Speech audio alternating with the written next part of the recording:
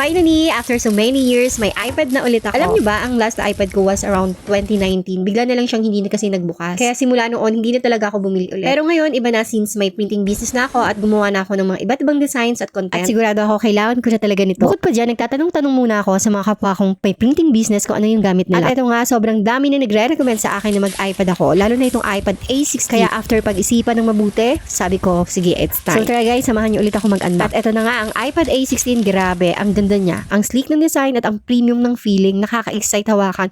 Lalo na kapag matagal mo na siyang pinag-isipan bago bilhin. Kompleto na rin siya sa loob ng box. Nandito na rin ang USB-C charging cable at power adapter. Excited na talaga ako i-set up ito. Feeling ko malaking tulong ito sa printing business ko. Sa paggawa ng layouts, pag-edit ng designs, pag-manage ng orders, at syempre, sa pag-edit ng mga videos para sa content. Sana sulit talaga siya at based sa mga recommendation na natanggap ko, mukhang hindi naman ako magsisisi. Abangan nyo rin ang next videos ko kasi isi-share ko ang first impression ko after gamitin. Worth it ba talaga ang iPad A16 para sa mga small business owners?